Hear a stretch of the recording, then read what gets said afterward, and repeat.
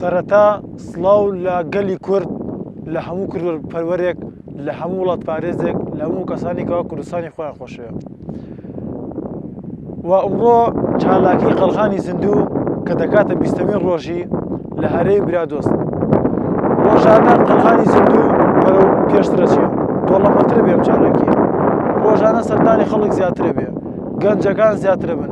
و هەمیشە داواشان لێکەین بەرەو زیاتر و بەرەو زیاتر بڕن بۆی بەرامبەر داگیرکەر بۆستینەوە و داگیرکەر لەناوبەرین سەرەڕای ئەوەی کەوا پارتی دیموکراتی عێراق ڕێگری لە خەڵکە ڕێگری لە گەنجانەکە تەنانەت بە تەلەفۆن هەڕەشیان لێکە مەڕۆنە چالاکی قەڵغانی زیندووە و سەرڕای ئەو ڕێگریانەش خەڵک و گەنج و ژن و لاو و پیر سەردانیمانەکەن و چالاکان بۆ مەزنترەکەن و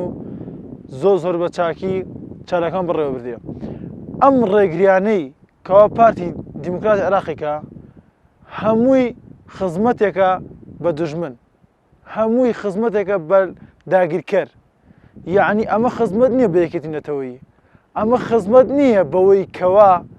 هەموو کورد بێتە یەک هەموو کورد بێتە یەک ئەمە خزمەتێک بۆ نییەکەوە یعنی بێتە یەکێتی نەتەوەیی داوایان لێکەین بێنە ڕیزی گەلەوە و بەرامبەر دوژمن بۆستنەوە و بەرامبەر داگیرکەر بۆستنەوە تەنانەت ڕێگری لە چالاکوانەکانمانەکەن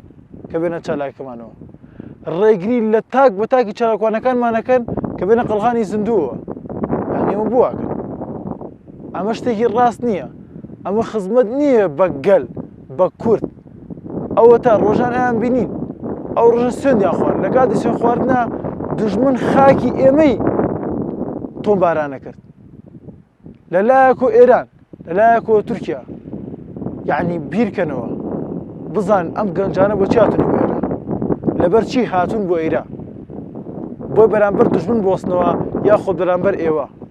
گەنجێکین لە کەرکووکەوە هاتوونە لە هەڵەبجەوە لە سلێمانیەوە لە سەنگەسەرەوە لە دووزەوە لە کەلارەوە لە خانەقینەوە لە هەموو شوێنە جیاوازەکانەوە هاتوون بۆ چالاکی قەڵغانی زیندوو بۆی بەرامبەر دوژمن بۆستینەوە یعنی گەنجێکین ئەو هیوامان تێیە ئەو مۆڕەڵامان تێیە حزبێکی گەورە کەوا لە 48ەوە هەیە حتا ئێستا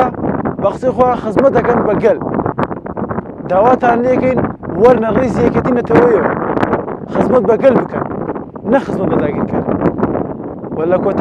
لە کۆتایی قسەکەمان دووبارە و سێبارە داوا لە پارتی دیموکراتی کوردستان و یەکێتی نیشتیمانی کوردستان کە بێنە ڕیزی گەلەوە و دەست لە ناو دەست بەرامبەر دژمنان و داگیرکەران و ناحەزانی کورد و کوردستان بۆستینەوە چی دیکە لاوی کورد ئەشکەنجە مەدەن چی دیکە لاوی کورد مەگرن کەوا وڵات پارێزە و دیسیپان ئەندامی چالاکی قەڵغانی زیندوو لە برادۆست ماوەی 20 ڕۆژ بەسەر چالاکیەکەمان تێدەپەڕێت سەرەڕای تۆپبارانی دەوڵەتی ئێران و بردومانی فڕۆکە جەنگەکانی تورکیا چالاکی ئێمە بەردەوامە ئەو بە بردومانی ڕژێمی ئێران و دەوڵەتی تورکیا ئێمە مۆڕاڵمان ناکەوێت و سەردانیکردن لە ماوەی 20 ڕۆژەدا گەلی برادۆست و چەند حەشیرەتێک سەردانی ئێمە کردووە و پیرۆزبایی مەرتاڵی زیندویان لێکردوین واتە بەشێک لەوانە ویستیانە لێرە بێنەوە بەڵام لەبەر زەختی ئاسایشی پارتی نەیانتوانیوە لەبەر هەڕەشەکانی پارتی ئاسایشی پارتی کە هەڕەشە لە گەنجان دەکات یان هەڕەشە لە هەر کەسێک دەکات ناتوان لێرە بمێنەوە و بەشێکی زۆریشان ناتوان سەردانی لێرە بکەن یان ترسێک لە لایوان دروست بووە ئێمە ئەو هەڵوێستەی ئاسایشی پارتی دیموکراتی کوردستان شەرمەزدار دەکەین ئەو هەڵوێستا خزمەت بە یەکێتی کورد ناکات خزمەت بە بێگانە دەکات و دژی یەکێتی کووردە رازیمان بۆ تەواوی گەنجان گەنجی کورد گەنجی دەرەوەی وڵات گەنجانی ڕۆژاوە گەنجانی باکوور و ڕۆژهەڵات گەنجانی مەخموور و گەنجانی شەنگال تەواوی گەنجانی باشوور و تایبەت گەنجانی دەفەری برادۆست لەگەڵ ئێمە بەشداری چالاکی قەڵغانی زیندوو بن بە هەمومان هەڵوێست پێشانی دوژمن و خاینان بدەین هەمومان لەو ڕۆژدا یەک بگرین و یەکگرتنمان بکەین باگرێک بۆ دوژمن و خاینان